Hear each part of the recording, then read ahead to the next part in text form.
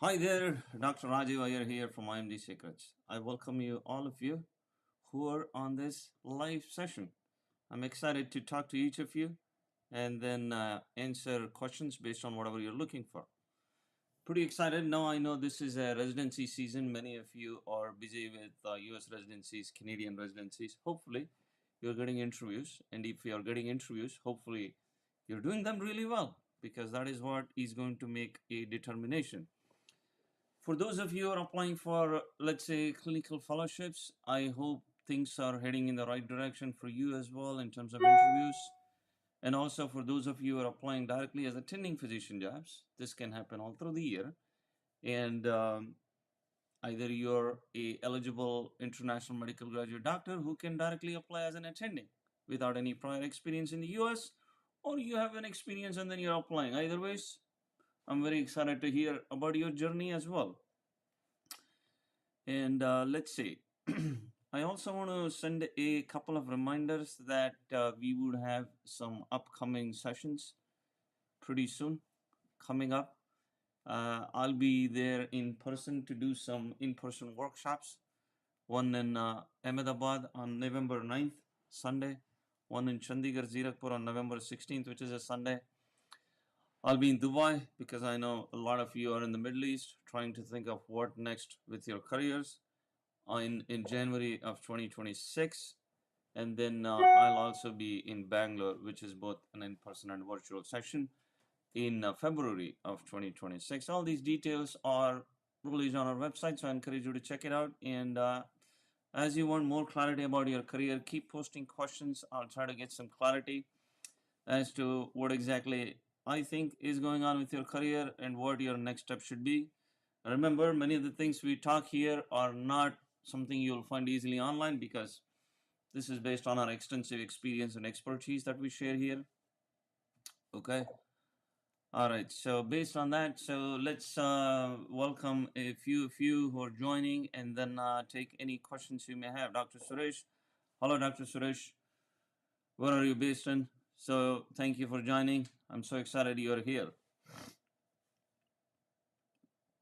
So the next one is from I don't see the name, but thanks for joining. Excited to see you're here. The Dr. Parth Patel. I'm again excited to see you. So if you don't mind posting where are you from, that is going to be really helpful as well. All right, if any of you decide to join live to ask questions, you can always do that by clicking on this link. Let me share this in the chat below. So if you click on it, it's going to directly bring it over to me, and then you can join online as a video, and then you can ask things like, whatever you're interested in your career in that matter. Okay. All right. Sound good? Let's see what's going on with some of the questions. So there is a question. This is an excellent question. Actually, we keep getting this question quite a lot about people wanting to do fellowships in the USA. Now, any of you who has done a residency technically in any country in the world can apply for US fellowships because, of course, these are meant for local graduates, but we have seen people get fellowships even after their home country residencies, and which is a fantastic option for many of you. Then the next question comes, do I need to have USMLE for this? I would say generally the answer is yes. It is extremely hard to get a fellowship. I don't say it's impossible, but it's extremely hard to get a fellowship termed as a clinical fellowship without being ECFMG certified. Are there exceptions? Yes, there are exceptions. And we've guided candidates to exceptions. But generally, the answer would be yes, you do require USMLE exams for these, which generally consists of step 1 exam, step 2 CK, and the English exam OET, after which you receive ECFMG certification. You do not technically need USMLE step 3 to do a fellowship, but if you have it, it always helps.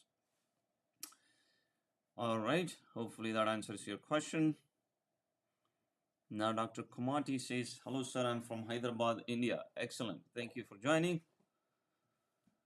And, all right, this is Dr. Pallavi. Dr. Pallavi, hopefully you got my answer. Okay, generally, yes. but there are some exceptions. What's going on? What? What? Oh, I see. That's my kids talking to me. Okay, you can come on in. Hello, sir. This is Dr. Demirel who says I'm an OBGYN specialist with 15 years of experience. Fantastic. All right. Dr. Behel says, hi, sir. Is there any way to work in the USA as a fellow or at any other post? I am doing senior residency in New Delhi after doing MD pathology. Is USMLE mandatory or is there any other way? As I said earlier, generally the expectation is people would have completed USMLE exams if you're coming into fellowship. Now you have to think about this. There are a lot of different rules when people are coming into residencies. It's a very tightly regulated system.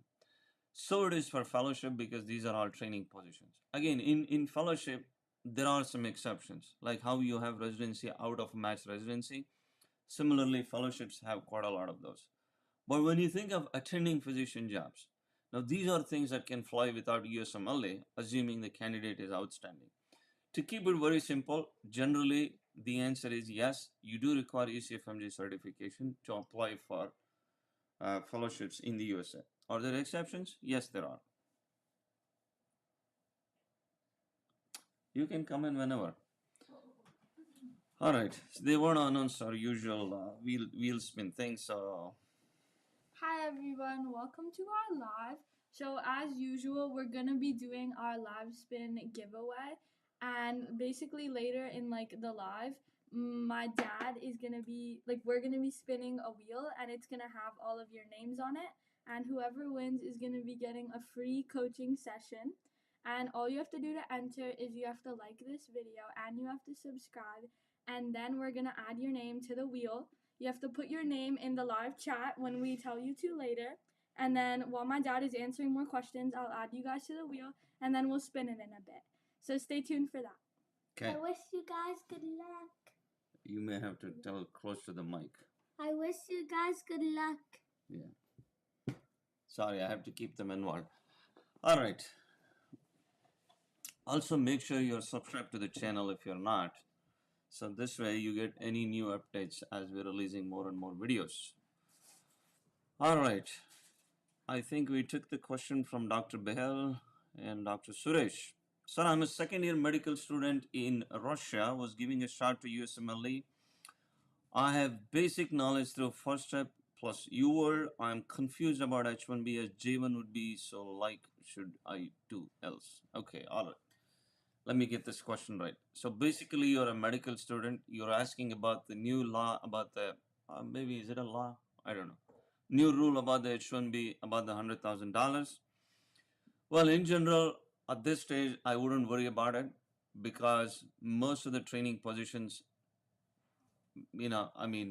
hopefully are coming under the cap exempt categories, which shouldn't be affected. Again, things are not clear yet, but some of you can also come through J1s. And if you are coming as an attending physician, for some of you, the hospital generally wouldn't mind spending $100,000 if they're getting an outstanding candidate. Again, bottom line is, I wouldn't worry about things that are beyond your control and focus on things that you need to do in terms of establishing your career, because there are many different options you can obtain. Okay. All right. Hi Rajiv, I'm from India, radiologist. I'm writing USMLE. Can I definitely get fellowship for alternate pathway? Now, this is like saying you have a patient coming in with a symptom. Now, let's say a patient walks into a clinic and says, I have a headache. Can I definitely get better with my headache? Well, what would you say for that? This is the same scenario. You need to take a good history. You need to do a physical exam. You need to get at what the diagnosis is. Similarly, in this case, you would have to follow a lot of different steps in order to establish yourself through the alternate entry path program. Now, if you're generally coming from India, I encourage not directly applying to the alternate entry path because I find it hard for hospitals to justify this. So I would enter the system either as a clinical fellow or as an attending physician.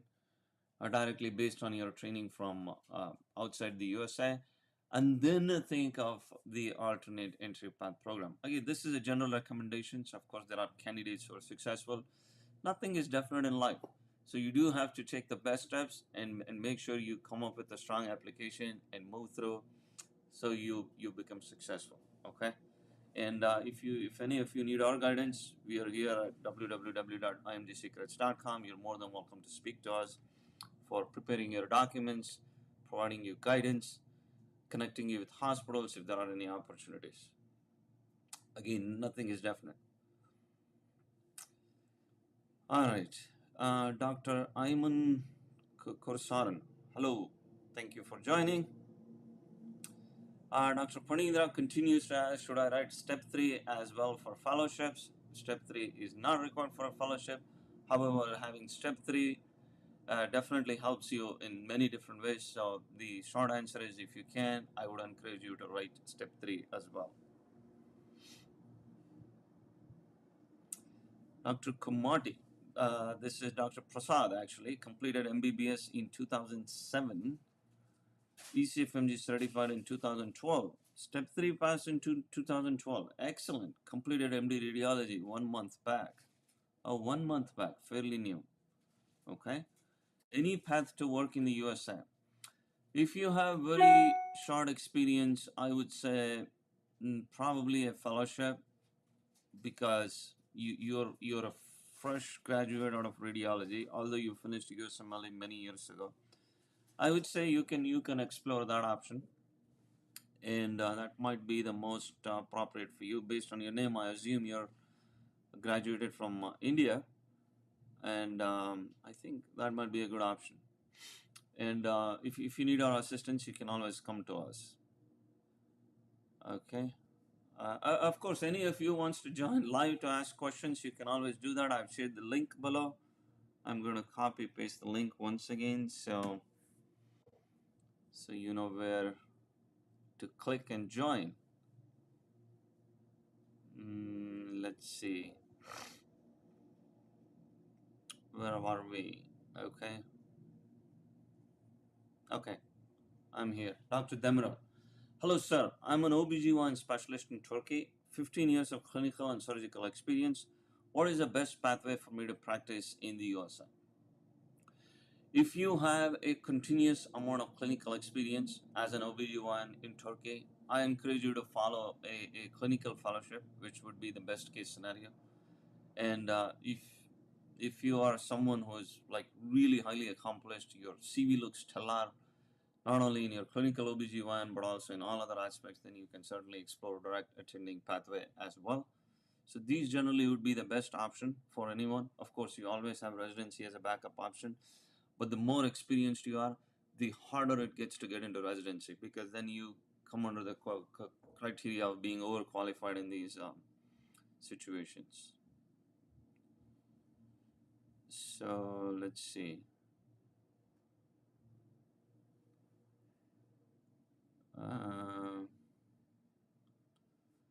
Dr. Bahal says yes, mandatory. I would say yes, unless I see your application.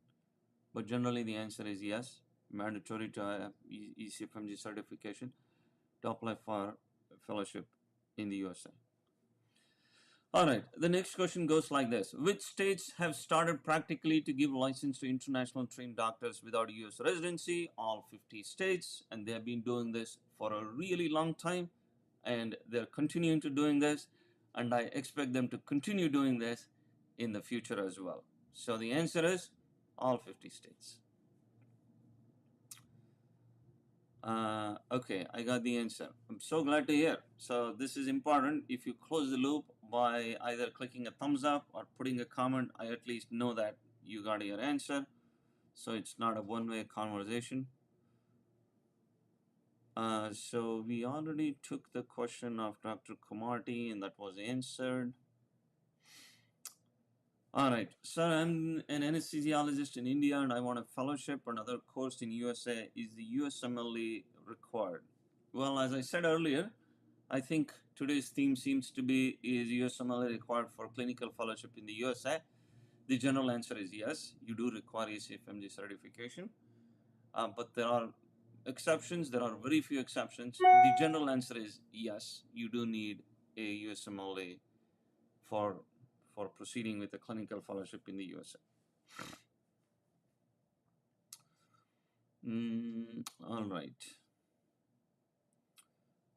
The next question comes like this. Dr. Kazibwe, I'm Dr. Nakazibwe Aisha, an IMG living in Canada. Okay, I graduated in 2023. Between Canada medical licensing and the US medical licensing, which is easier? Unfortunately, none of them is easier. But if you are starting out, if you're comparing between Canada and the USA, I encourage you to focus on the USA, not Canada, mainly because the number of opportunities and options in the USA are significantly higher as compared to Canada. So there are a lot more IMGs and lot of both US and non-US IMGs who get into the system in the USA every year. Sure, there are a lot more candidates as well, but generally US has been more favorable. But let's say you train in the US, you still want to go back to Canada for any personal reasons. You basically apply for a job in Canada and move. You don't have to do anything else. So the answer is, I would say USA in my opinion. So the next question goes like this. Hello, sir. I did MBBS from the Philippines. Excellent. Thank you for joining from the Philippines. What are the options to settle in Canada after MBBS? Well, as I said, the best option would be to do residency.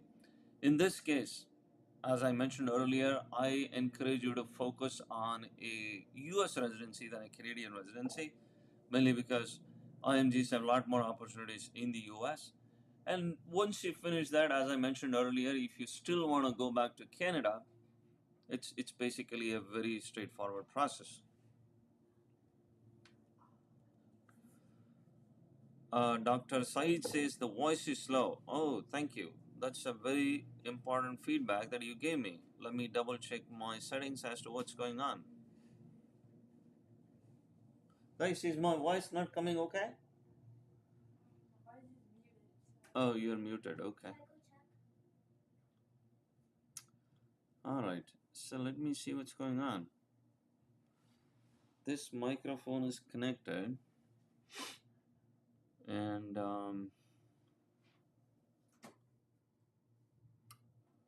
I'm also not feeling great today. My voice is not at its best. I'm feeling a little down the weather or under the weather. So maybe is that what is causing? I don't know. But let me double check quickly. I'll try to speak louder if that's helpful. Okay. Thank you. That's a very nice feedback you gave me. The next question comes from which states are giving jobs to international trained physicians without US residency? As I mentioned earlier, it is all 50 states.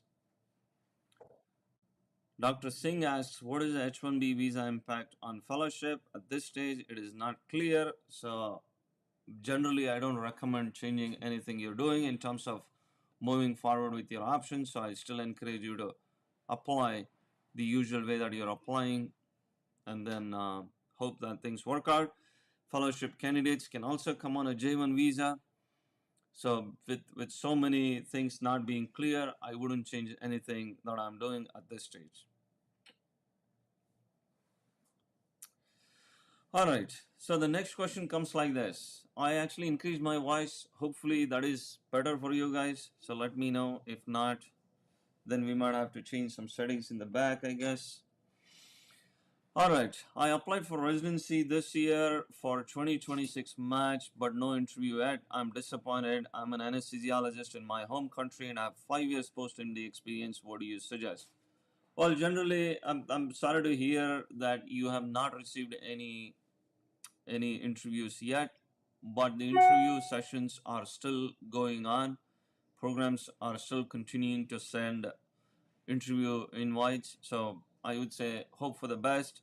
In case this doesn't click, then obviously you'll have to think of different options. One of them may be a clinical fellowship, and depending on your background, other options depending on where you are. Okay, But fingers crossed, hopefully you have some interviews.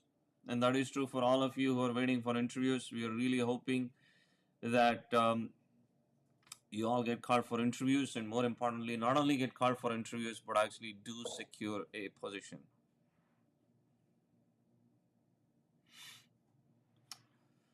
Dr. Kumari says, this is Dr. Prasad. I think we already took this question.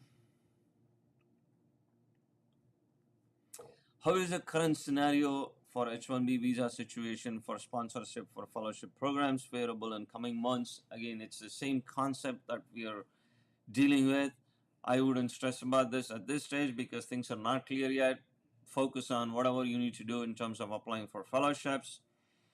If worst case scenario H-1B continues to be a problem, then there is J-1 visas, and there are also other options that one can explore.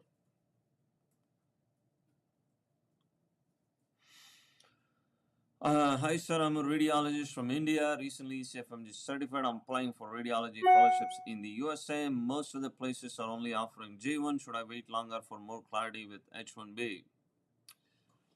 I don't think so. You mean you actually, this is not clear to me. Are you actually having interviews and offers from positions that are offering J1s? Or are you just applying and seeing only that they're offering J1s? So that would determine, in general, H1B is always the better visa, because if any of you come on a J1, then you do have to go through the J1 waiver and other things. Now, that becomes important if, let's say, this $100,000 fees, which hopefully shouldn't affect anyone, at least doctors, becomes a big deal, and the programs now say we want to offer a J1. This is something you all have to keep in mind, that finding a J1 waiver positions continue to be challenging. I mean, people do find it, but you do have to go through the process of finding them. Okay. Dr. Suresh says, or else is worth a shot of giving AMC in PG and then in DM.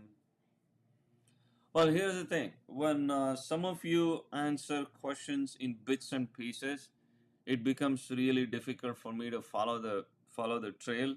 So please ensure that all your texts sit as one text, because as I'm scrolling through, this actually brings in comments from Facebook, Instagram, YouTube, and then there is a thing that I could lose track of what your earlier question was. Now in this case, I'm losing context on what this is about. So just make sure you actually put your entire question as much as possible. Okay. Thank you. Yeah, thanks. It's my pleasure. After MBBS, path to USA with and without USMLE. Well, with USMLE, it's either residency or fellowship. Without USMLE, if you do want to work clinically, you must be an outstanding clinician in your home country and then transition to the USA directly as an attending physician. Then things can click without USMLE. Generally, for a fresh graduate, the options are very limited without USMLE in terms of working clinically. Of course, if you're looking for research options, that's a separate thing. But clinically, you're stuck with, USMLE. Sorry for asking this again. How to balance the academic and semester exam here in plus USMLE as it's a new path? What is a new path? Well, I would say, as you're focusing on your medical school, if medical students are watching this, just pay extra attention to what all is going on in your medical school and medical college or during MBBS, and then focus on those exams as primary. But there would be periods of time where you're not doing anything else, and those are the opportunities where you want to take in order to complete your USMLE exams. See, at the end of the day, knowledge is knowledge. You're getting from there or here. You're actually accumulating all your knowledge with either basic sciences like anatomy, physiology, or clinical sciences like medicine, surgery, whatever it is. So for those reasons, I would focus personally on something like this. So we have seen many people spend a lot of time reading for USMLE through books, but generally what I see with US graduates are they're more focused on reading MCQs and very focused materials. Of course, they're also taught specifically as to how to approach the USMLE exams, which is not an advantage with IMG doctors. But generally, that's how I would focus on in terms of preparing during your medical school. All right. So this is a doctor from Sri Lanka, a second-year medical student. Is it possible for me to get an orthopedic residency in USA after my internship? See, orthopedic continues to be an extremely competitive specialty. Coming from Sri Lanka, it probably is going to be extremely hard to match directly into an orthopedic residency in the USA after internship. So generally what people do is they actually capture on some US experience in terms of doing clinical fellowships, research fellowships, not clinical, research fellowships in the USA in orthopedics, build their CV, and then based on that apply for residency. So for comparative specialty, that's one of the pathways that many people have taken as IMG doctors, because it is extremely difficult to match directly after internship coming from outside. Okay, the observerships and those type of stints are generally not helpful. So continues to say, to increase my chances of getting orthopedic residency, what should I do starting from medical school? In general, any of you who are medical students interested in any residency, you must show that you're really spending more time in that particular specialty, whether it's medicine, pediatrics, whatever it is. So you must show you're dedicated, and you have to slowly start building your CV specific to those specialties. It could be orthopedics, could be anything else. So that's one of the ways how you can build your CV. So that way you show that you're really interested in that specialty. Okay, which is what I encourage you to do as well. All right, Dr. Kumari says, thank you, it's my pleasure. I am a practicing hematologist for 8 years now and have several publications. Is it possible to get the job in the USA as a hematologist? Well, in theory, yes, but the reason why the hospital would take you directly as an attending would be because you are an outstanding IMG, which you would prove based on the documents you would prepare. But generally, hematology has become quite competitive because there has been an increase in pay for hematology oncology for the last few years. But generally, yes, in theory, anyone could apply as an attending physician job in any specialty in any of the 50 states, assuming they have a CV that is really shining. Okay, all right. How is my voice? Is it any better? Let's see. My microphone is on, and hopefully you guys are able to hear me without any issues. Let's see. All right. Okay. Okay. Dr. Patel says, thank you. It's my pleasure. All right. Dr. Khan. I am Khan, Dr. Khan, a urologist, post-urology residency experience of 15 years. And I have completed USMLE all steps in 19, FRCS urology. I would like to apply attending consultant. Please guide. Sure, we'll be happy to take a look at your profile and then guide you based on the next steps. You're more than welcome to speak to us on through appointments. So this would be a one-on-one call. We can take a deeper dive into your CV and take a look at what exactly is going on and how to approach the next steps. Generally, surgical specialties are competitive. I should say more competitive than medical specialties, because even medical ones are. All right. Dear Dr. Rajiv, although 12 states have passed law of alternate pathway, but no health facilities are offering any jobs yet, could you please name any US facilities who give jobs to IMGs?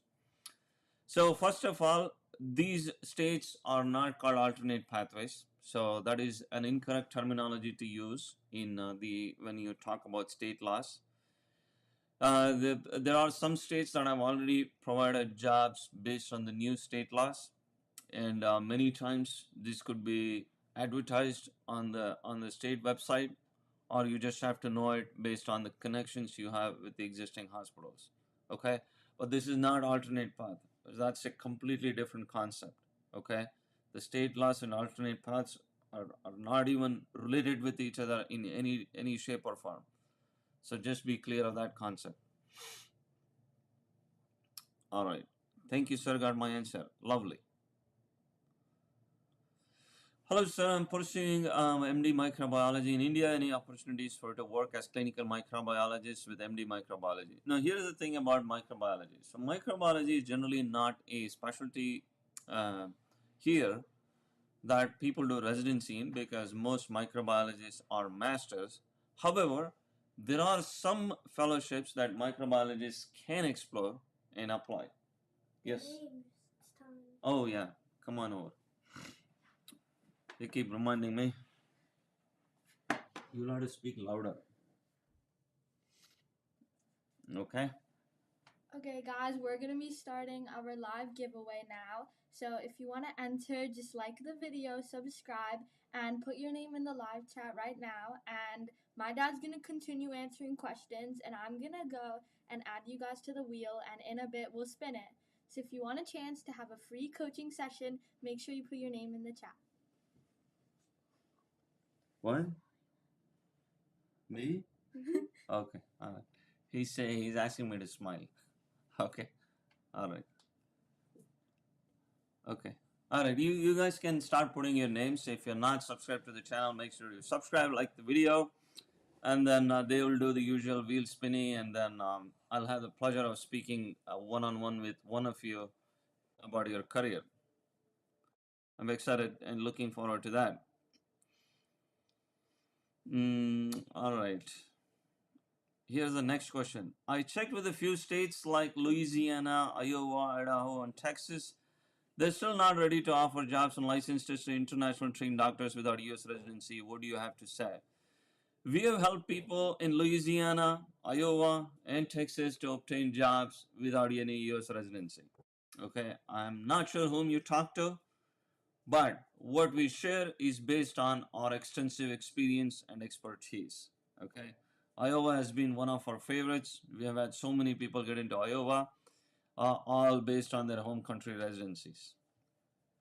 That is what I want to say. All right. Dr. Fonseca says, Doctor, I'm a medical student from Sri Lanka. What should I do to increase my chances of getting an orthopedic residency in USA after graduation? Is it impossible or are the chances slim for that? I think we already answered this question about how to increase your chances of getting a residency in orthopedics. Thank you so much. It's my pleasure. Dr. Vardhan says, is it possible to get a job directly as a radiologist in USA in any of the states which have open gates for IMGs who's already consultants in their home country? I want to know about radiology. Well, see, here's the thing. The first thing is, I want to say that whatever we say here is based on a lot of experience and expertise. These things generally you won't find online, because if you did find online, there is no reason for me to do all this. There is no reason for you guys to hear me. You could just read things online and that's it. But that's not how things work. Okay? All right. In general, I want you guys to differentiate this really clearly. There are states that have passed laws. Okay? Those are very different from states that can hire directly people as consultants or attending physicians. Now, some states have passed laws. Those are a limited number of states. All states can hire people as attending physician or consultants, with or without USMLE. All 50 states. That is conceptually very different. I see that more and more and more of you are mixing up all this, getting confused and all that. So keep these concepts very clear. Now, from your standpoint, what should you do is the biggest question. If you are an IMG who really thinks that you have a solid CV, solid profile, and things like that, you can certainly apply to consultant jobs in all 50 states with or without USMLE. Okay. Now, if you think you're an IMG who is okay, whose CV is okay, but you're not there yet, then you can certainly explore the state laws. But don't mix both of these. These are conceptually very different. Okay, so hopefully these are making sense to you guys. All right, so coming back to your question actually. So you're saying job directly as a radiologist in any of the states which have open gates, conceptually different from the fact that all 50 states can offer jobs. So the short answer is yes. Okay. Hopefully you guys are getting the concepts clear. These are extremely complex concepts. All right. Dr. Carl says hello, and I am an IMG from India. I want to do my residency in Canada. Okay. Radiologist working in Ethiopia, any alternate pathway to continue as radiologist in USA? Yes, there is an alternate pathway, but I encourage first entering the system through various different ways and then think of alternate pathway if your training is exclusively from Ethiopia. There are some countries where we recommend applying directly to alternate pathway, and there are some countries we don't recommend applying directly to alternate pathway. Okay, and that's based on the knowledge we have about all the systems. All right. Dr. Narayanan says, so asking for a friend. She has a dual fellowship from India and liver transplant ortho neuro anesthesia fellowship. She's aiming for ABR fellowship. Okay. Hang on. So it's not ABR, it's ABA fellowship, right? Once she clears USMLE, how good are her chances? Well, so here's the thing. You must come up with a really solid application that the hospital feels like looking at it and then actually get interested in applying. Okay, so it's up to you. You need to have a very strong application, but given the current situation, the specialty that is having the most amount of really success is radiology. There are so many radiologists who are getting hired now. Anesthesia is pretty close to that as well. So there's been huge shortage of radiologists, anesthesiologists, and also many other specialties. And so far, the market is very favorable for IMG doctors. And we see this quite a lot. And when hospitals have even said that they're okay to, some hospitals, they're okay to hire IMG doctors with very less amount of experience after their home country PG, even without any USMLE exams. Okay, all right. Really nice to have you live here. Oh, thank you. That's very nice of you. It's my pleasure.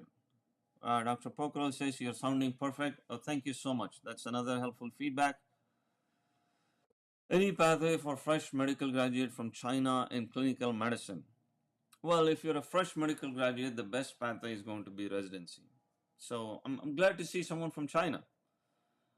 And so I would focus on residency. And in general, I would focus on US residency if you're focusing on US, Canada. But if you're thinking of Australia and UK, so that's a separate conversation. Any feasible pathway for immigration to Canada? Generally, most people who apply from their home countries come through the point-based system, but there are tons of options Canada provides for immigration. I do want to caution you guys, if you're listening to this, that immigration and jobs are completely different concepts. Now, just because you immigrate into a country doesn't help you secure a job. So take the immigration steps very carefully. And the last thing you want to do is immigrate to a country thinking life would be perfect. I mean, for some of you it might be, but this is in general. And then struggle in those countries. So take the immigration aspect very, very carefully. Thank you for your answer. It's my pleasure. Your voice is very clear. I'm so happy to hear that. All right. I have a question. I'm MD from Kosovo and I start my residency in general surgery. I did not finish. Okay. All right. It would be helpful to know what your question is. All right. So people are putting your names. Excellent. Thanks for doing that. I'm scrolling through all the names because they're capturing all the names.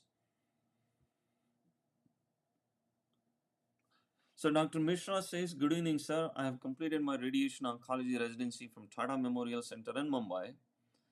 What are the odds of securing a job or fellowship in US or Canada? Great question. So radiation oncology has a very limited number of spots for residency in the US and Canada.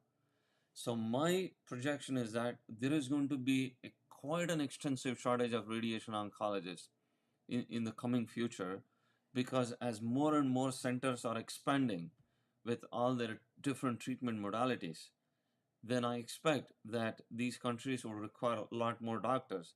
And radiation oncology also has an alternate entry path, which I encourage you to apply. I mean, based on your experience of doing your training, you can certainly explore these options. But remember, in the US, general expectation is you do need ECFMG certification, but in Canada, you can certainly apply. And in fact, we have had success with radiation oncology, both for fellowships and for attending physicians.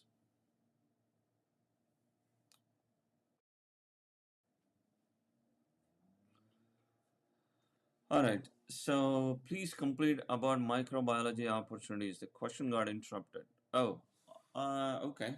All right. So in general, microbiology is not a residency here. It's more of a master's. However, there are some fellowship opportunities for people who have done MD microbiology in various countries where it's actually a residency program. Okay. Dr. Ravi Sharma says, I have done my anesthesiology residency from KMC Manipal. Are there any chances in getting a job or fellowship in USA or Canada?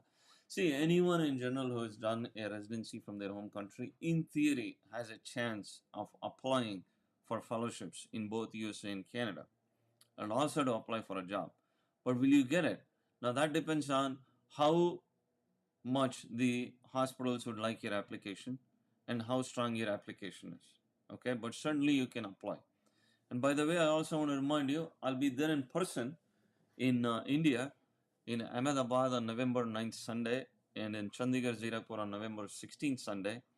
And then I'll be in the Middle East, in Dubai, in January. This is January 25th. And then in Bangalore in February. This is both in person and virtual. And all the details of these are on our website, www.imgsecrets.com. And I look forward to seeing many of you in person. And then we can discuss things there, if you can. All right. So that we took, and the next question goes like this. How can we get state license? My CV is okay and I have done with step 1 and 2. All right. So here's what happens. So generally, as an IMG doctor, you in theory cannot get a state license. Now the state license is a process that happens after you secure a position. Now that position can be anything depending on your experience. So I generally don't recommend going for a state license. Even if you are an odd person who is eligible for a state license, when let's say you apply for a state license, you get a state license, so what? You still need a job to work. It's like this. You have a driving license, but you still need a car to drive, right? Having a driving license is not equal to having a car. Is that making sense? So I would say focus on jobs. And this is for all of you, not just you. The concept is approaching by applying for a job. I'm an anesthesiologist. Same concept across all specialties. All right. Dr. Ibrahim has a follow-up question. You just mentioned IMGs can get jobs in Iowa. Yes, plus all other states. I have called this state as well, but no health facilities is offering any job.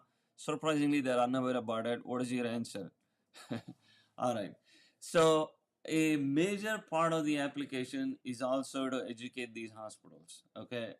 We know of hospitals who are well aware of very different pathways in the state of Iowa. Plus, if there is a place who is not aware of it, it's up to the candidate to educate them, and we do this very proactively. I actually have no idea who you're calling to.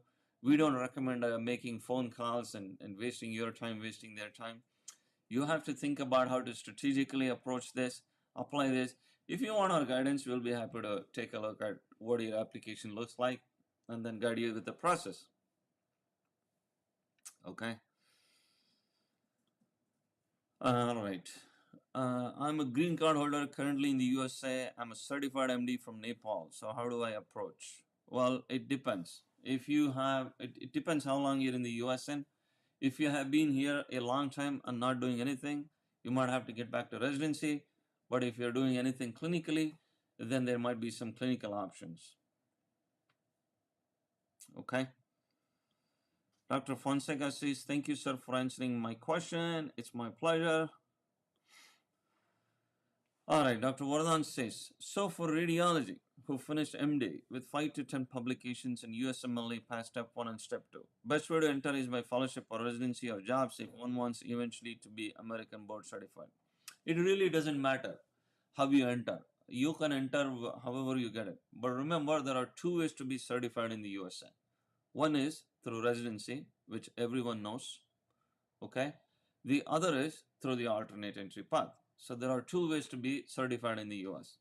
So you could enter into the system with, depending on your experience, whichever you're able to get in. But if you are looking into bypassing US residency, we have a very unique experience and expertise in that. Okay, sure, we help a lot of people getting into residency as well, but we have a unique experience and expertise there. Will your organization help us get a job in Iowa without US residency? So what we do is we help guide the candidates, make sure they understand what they're getting into, help them prepare documents, and then guide them through the process of how they can approach the system without having any US residency. That is what we do. Now, we also work with hospitals. If they are looking for candidates, we make matches, but that is done with complete transparency and full disclosure. It's not like a special deal or anything. It's because we want to help both the hospitals and the candidates, and that's exactly what we do. Okay, can I apply for residency in? By the way, I want to tell you, if you're interested, you can always speak to us. All right, can I apply for residency in internal medicine or family medicine after completing MD microbiology in India? Will there be any weightage to my application with MD microbiology? I'll be in my mid-30s. Is it late? Great question. Yes, you can certainly apply to internal medicine or family medicine. And the fact that you've done MD microbiology will and can work in your favor. And that depends on how you spin your application. So yes, you can certainly explore these options. And make sure you mention that your microbiology training is going to work in your favor in these residencies, and that's how you actually put a positive spin to your story. Okay, all right, guys, whenever we are ready. All right, done MD internal medicine, DM gastroenterology from India. Any possibility of 1 to 2 year fellowship in IBD, liver, pancreatology? In theory, yes, but again, these are competitive fellowships in gastroenterology. Again, gastroenterology is another desirable internal medicine subspecialty, and in theory, yes, you can certainly apply to these fellowships because you have already completed a 3-year DM in gastroenterology. You seem to be well qualified to do this. Okay. Dr. Ibrahim says, can I contact you? Yeah, absolutely. You can do that by appointments that can be booked on our website, www.imgsecrets.com, and we can take a look as to what exactly you're trying to do and how to approach your next steps. All right. I completed my anesthesiology residency with pretty decent research experience. Do I stand a chance? I'm not sure what chance you're referring to. So I assume a fellowship. In theory, yes. Okay, but remember the expectation is you must be ECFMG certified. Dr. Javed says, I'm a pediatrician from Pakistan with 25 years of experience. Okay, ECFMG certified. My son is doing residency in Iowa. Is there a chance I could get a job offer for a provisional license? I have to I have to look into what the requirements in the state of Iowa are, because with those 18 states or 19 states that have made all the new state laws, I do have to keep reviewing my notes as to what they keep saying about how to get a provisional licensure. But in general, yes, in theory, you could certainly try. If you are a star, um, if you have a star CV with a lot of unique things on your CV, then in theory, you could also try directly applying for a consultant job as well. And yeah, these are the options you could certainly try. See, none of this is going to be easy. Okay, they're all pretty challenging to get in, but these are the potential paths through which people have transitioned into the system. We help people transition into the system, and we have seen people come into the system. So that is the idea of sharing all this here.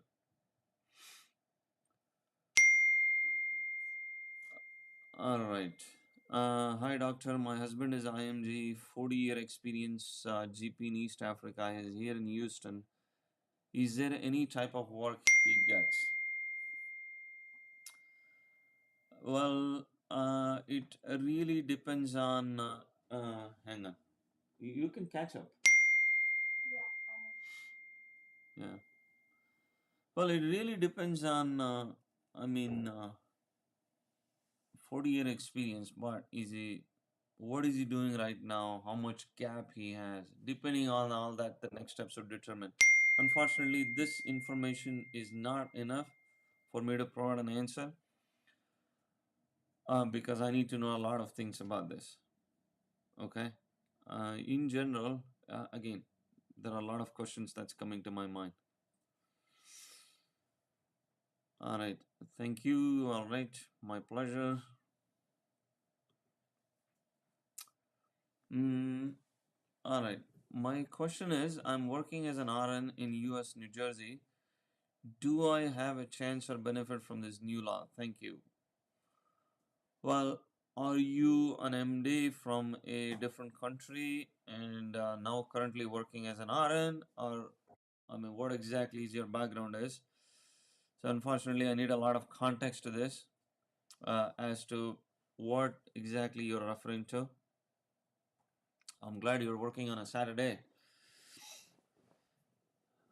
All right. Dr. Kaur says, my fiance is in Canada, so I would be moving to Canada. Would it be possible to move and get a residency? What are the chances and what things I need to do?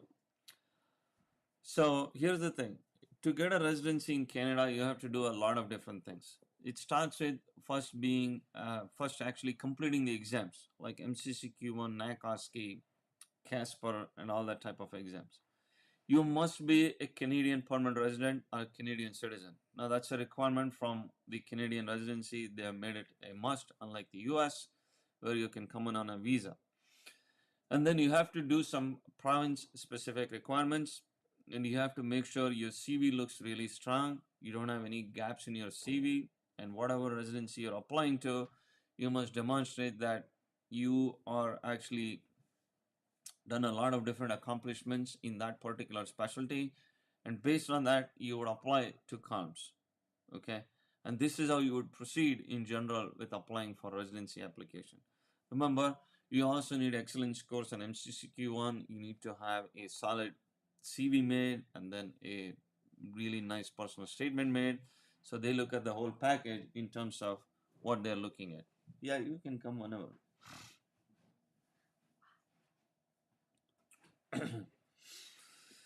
All right.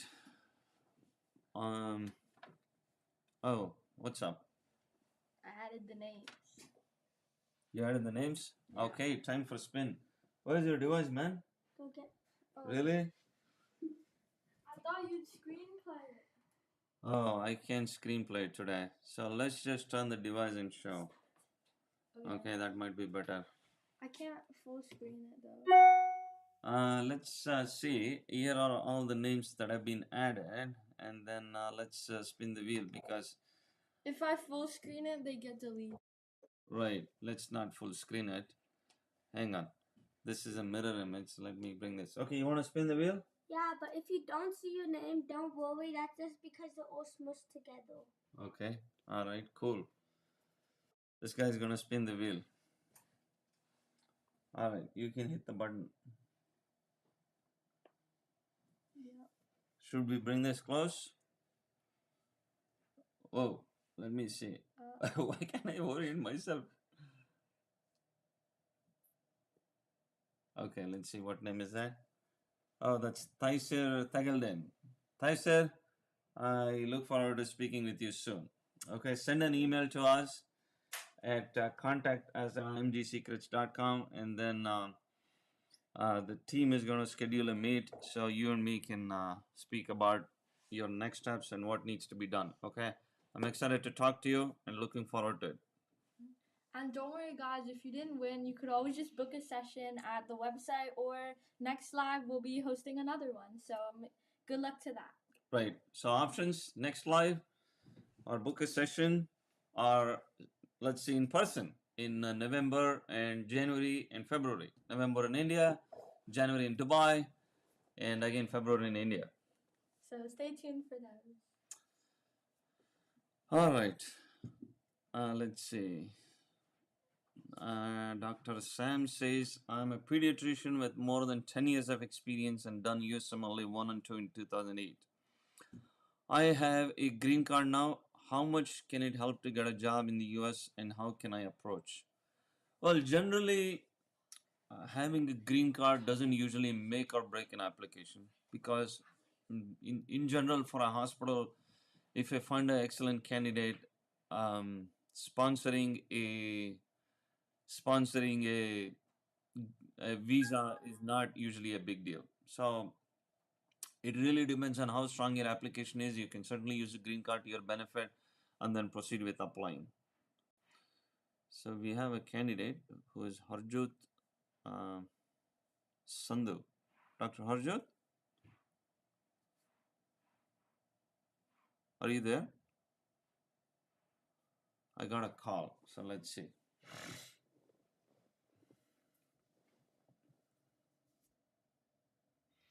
All right, so let's see.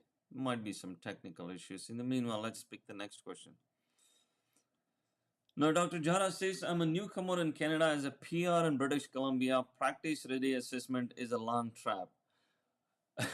I have to say the PR itself is a long trap, which is why we caution extremely about taking a PR in Canada, because taking a PR as an immigrant is completely different from establishing your career as a doctor.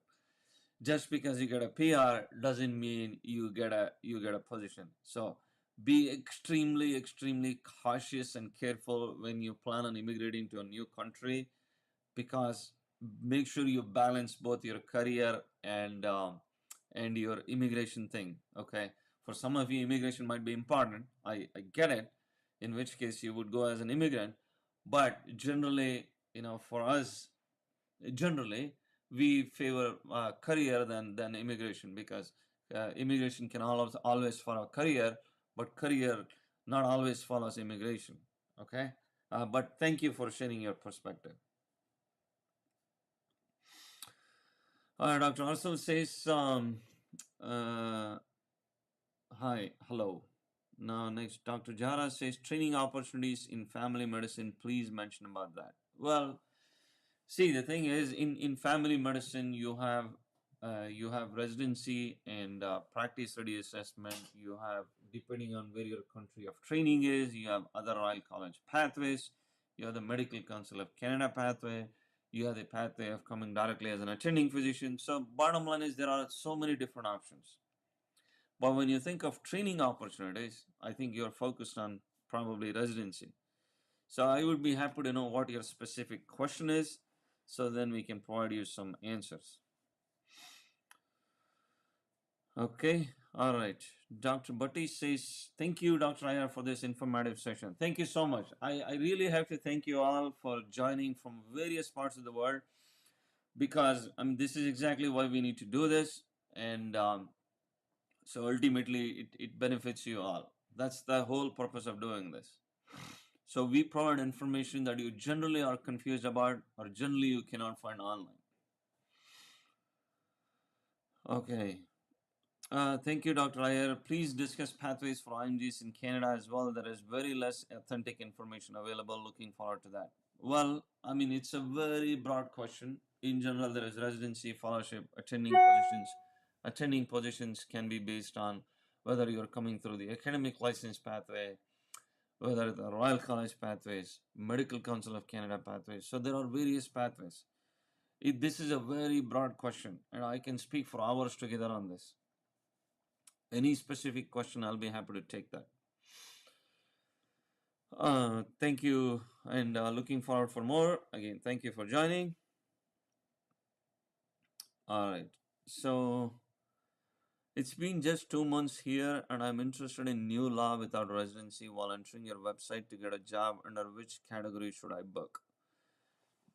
What I suggest is you book our situation analysis and guidance, and if we suggest that you are eligible to apply for something else, then you can always rebook and then get credits for those things that you have already paid, so you're not paying twice. So that might be a good option for you to proceed further. If one of you is really sure of, okay, I have a CV that I need to apply directly as a fellowship or attending, then you can certainly pick one of the packages. All right, thank you so much for replying, sir. It's my pleasure. Is age a factor for applying for residency? Mid-30s, but after completing PG in India, age can be a factor. But generally 30s is a common age for people coming into medical specialties. We see people in their 40s coming into surgical specialties. And when we deal with fellowship candidates, they're usually in their 40s and sometimes in the 50s. But when we are dealing with attending physician jobs, they're usually in their 40s, 50s, and 60s.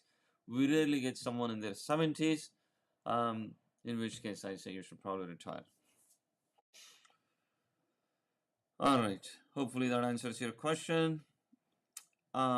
Is it better to do preliminary internal medicine advanced versus fellowship anesthesia post anesthesia from India? If you are an anesthesiologist from India, why do you want to do a preliminary IM? I'm just getting a lot of questions in my mind I need to ask, and this information is not enough to provide you an answer. So I need to know more about this situation. But generally for anesthesia, I don't encourage applying for an IM. Anyway, born in the USA, this is Alex. He moved to Ukraine at 5, completed medical studies and a 2-year orthopedic internship.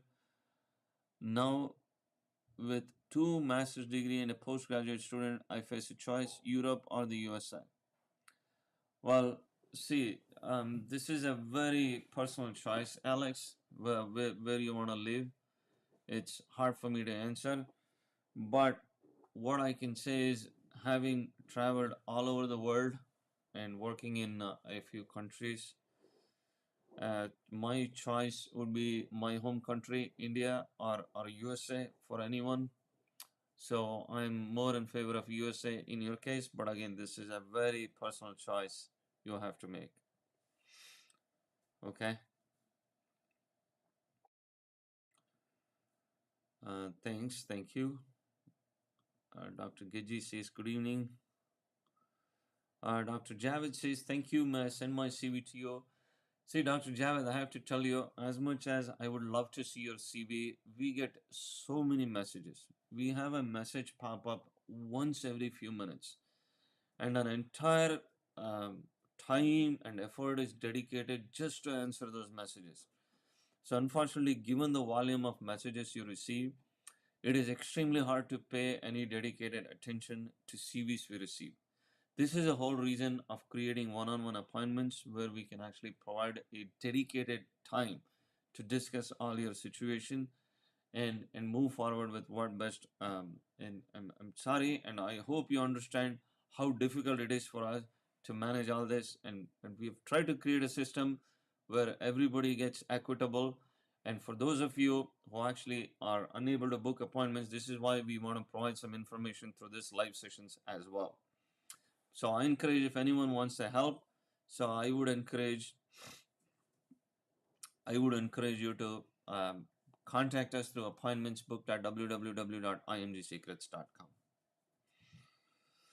Dr. Ibrahim says, are you in USA? I assume that's a typo. You're asking me. If yes, send me an email so we can be connected. You can contact our team at this email, which is contactus@imgsecrets.com.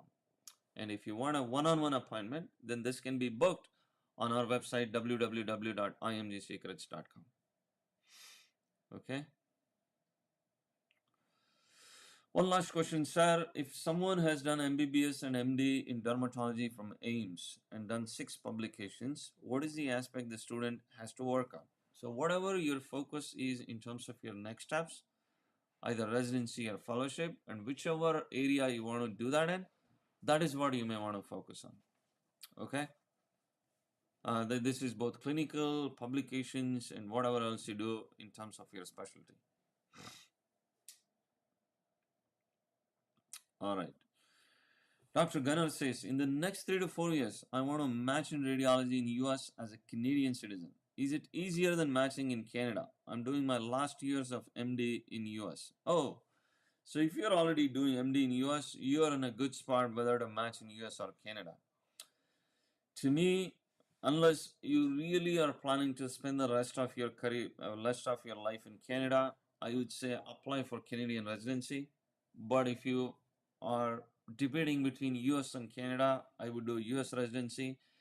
And as I've said earlier, post US residency, if you need to go to Canada and you basically apply for a job, you get a full license from the College of Physicians and Surgeons or whatever province you're in, and you're good to go. So you're in a good spot. Again, if you need our assistance, you're more than welcome to speak to us on our website. All right, we'll take a couple more questions. Just stuffiness. I'm a medicine resident. What would be a better approach for me who has completed residency and wants to pursue a career in US? Is it through the USMLE residency pathway or the alternate entry pathway? See, sounds like you're already completed your residency from your home country. And you certainly have both the options. See, our expertise lies in helping candidates navigate the system without doing any US residency, which is what I did. So I haven't done US residency, but I'm board certified through the alternate entry path program. So which is what our expertise in. So that really depends on what your background is, what your specialty is, how good your CV is. You certainly have both the options, but I prefer the alternate entry path. Dr. Giji says, very cute kids. Thank you very much. I should tell them. You got a common very cute kids. They're very happy. Thank you. As an Indian-born Canadian citizen, what is the best strategy to get green card? Again, it depends on what category you qualify in. The best category happens to be EB1. EB1 employer sponsored. Again, you have EB2, EB3 depending on your preference. US is going to treat you as an Indian, not as a Canadian, by the way, for the purpose of green card. Okay, all right. I'm practicing AP in India from AIMS. Want to work as an OBGYN in the US. Is ABOG pathway feasible? In theory, yes, but getting directly into ABOG, the alternate entry path directly from India is going to be quite challenging. In general, OBGYN is challenging. So I would encourage you come into the system as something else and then explore the ABOG pathway.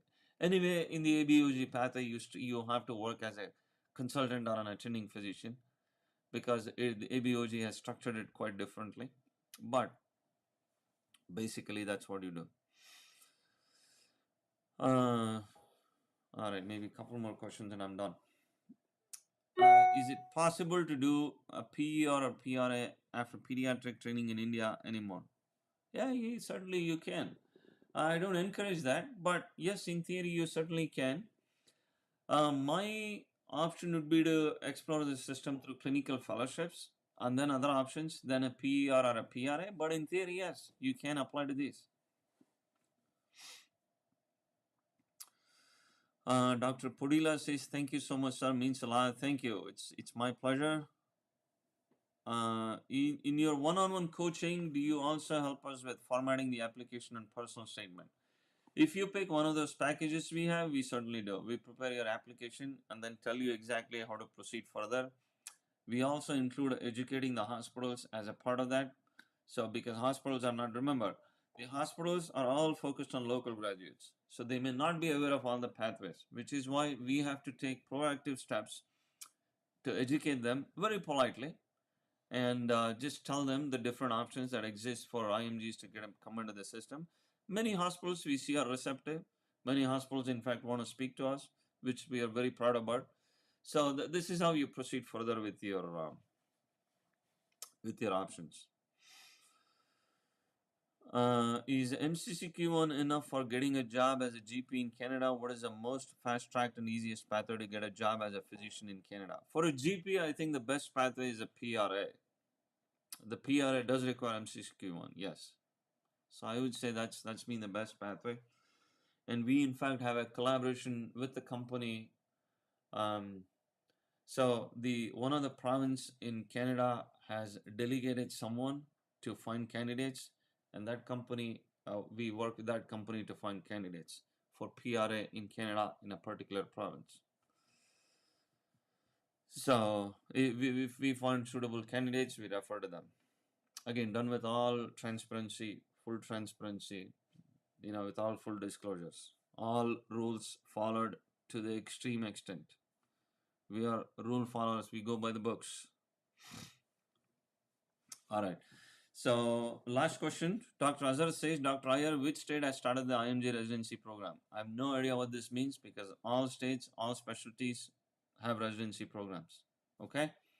So, all right. It was so nice talking to you all for the last hour, 15 minutes. And I'm very thankful to you all for joining this and asking questions, interacting. If you need to meet in person, I'll be there in India, November. I'll be there in Dubai, January of 2026. All the details are on our website, www.imdsecrets.com. That's where you would book one-on-one appointments too. Okay? Thanks for staying here, and I wish you all the very best in your life. Take care, stay safe. I'll talk to you soon.